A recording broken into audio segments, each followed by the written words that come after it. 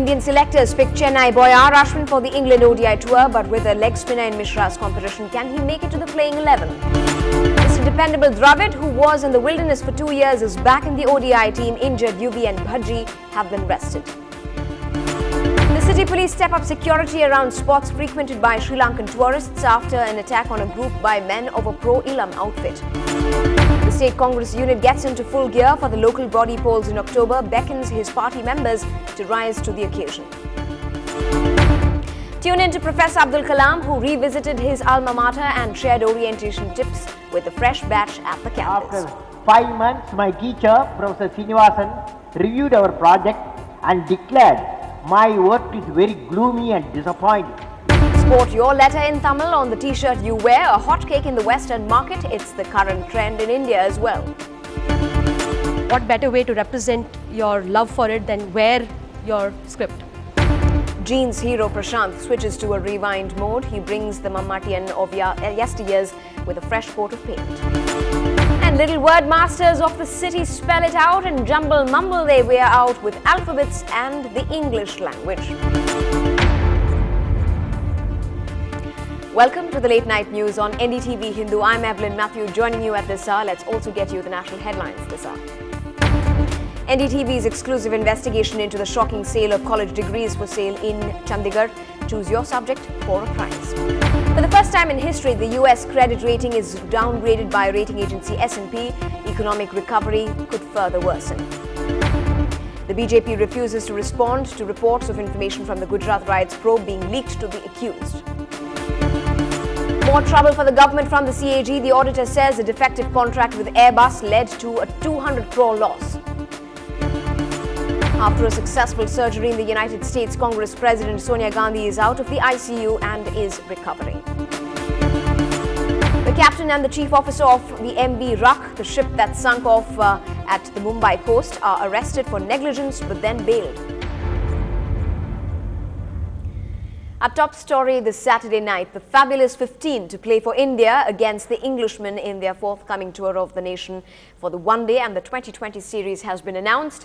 A highlight is that Rahul Dravid has made a comeback to one-day cricket after 2 years, though. That wasn't the only surprise. Take a look. Call it taking a step back, but the fact remains the wall is back. A 38-year-old Rahul Dravid is back in the one-day fold after a string of consistent performances in Test cricket. One look at his ODI career and you would wonder how a man with over 10,000 runs in the 50-over format was dropped after a poor home series against Australia in 2007. Dravid was then recalled to bolster an inexperienced side for the Champions Trophy but was axed again following India's early exit. While Rahul Dravid indeed has been a great servant to Indian cricket for close to 2 decades now, this surprise selection begs the question, what of the younger generation like that of Manoj Tiwari, Saurabh Tiwari and Yusuf Pathan? Well, then again, that's not the only awkward selection. Harbhajan Singh and Yuvraj Singh have both been rested despite their recovery time ending well before the start of the ODI series. Yuvraj Singh, as you know, is injured. The doctor's report says it might take 4 weeks. Same thing, Harbhajan Singh, I think, is injured. They've all come. I think they're coming back and they're going to undergo the training in what they call NCA. So with regard to all those people, we'll have to cross the bridge only when their fitness, they prove the fitness. Yuvraj Singh is our main player, but unfortunately, when you have a fracture in the finger, when you come back, you can't do anything about it. Quite rightly so. It would be hard to drop your man of the series from the World Cup. But the term rested could well be a euphemism for Bhaji. Speculation is rife that the Turbinator has been dropped, not rested, due to his poor form. In Chennai, Natasha Duraiswamy for NDTV. Well, good news for Chennai is that homeboy Ravichandran Ashwin has made it to the squad as the lone off-spinner, but may face competition from leg spinner Amit Mishra to get into the playing 11. On one hand, homeboy Ashwin could be a game-changer considering his performance in the power plays and slog overs. A great asset for the team, as Gaurav Gambhir puts it. Meanwhile, Mishra is an attacking leg spinner and could also provide variations. English batsmen have traditionally been poor against leg spinners, and legendary fast bowlers like Wasim Akram have in fact endorsed the inclusion of Mishra, calling him an intelligent bowler. The team will be captained by MS Dhoni and vice-captained by Virinder Sehwag. Moving on to some city news, the Chennai police have stepped up security measures at areas frequented by tourists following an attack on a group of Sri Lankans reported recently. 3 activists belonging to a pro-Elam outfit were arrested in connection with the incident. Security has been strengthened at the Mahabodhi Society, where Sri Lankan pilgrims are known to be staying. The Q branch of the Chennai police is also overseeing security arrangements there.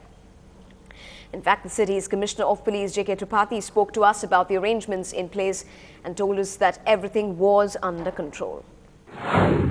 We have taken action on the assault. We have arrested the culprit by no threat as such, and otherwise also we have enhanced the security arrangements in the place. There was an attack, and on the receipt of complaint, we have taken action against the culprits, and the culprits have been sent to jail. The adequate security arrangements have been made at this body, and we don't expect any problem there.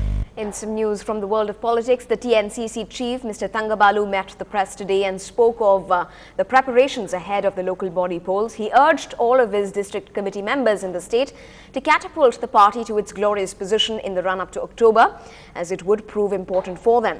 While the party chief chose to refrain from commenting on the alliance just yet, he did say that there were prayers conducted across the state for Ms. Sonia Gandhi's speedy recovery. Speaking on the Mullai Periyar issue, he promised to fight for the state's rights and keep up pressure on the Kerala government. We are one of the largest formation in the state,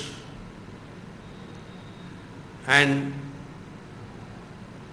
as President of the TNCC, I requested my fellow congressmen and women in the state to endeavor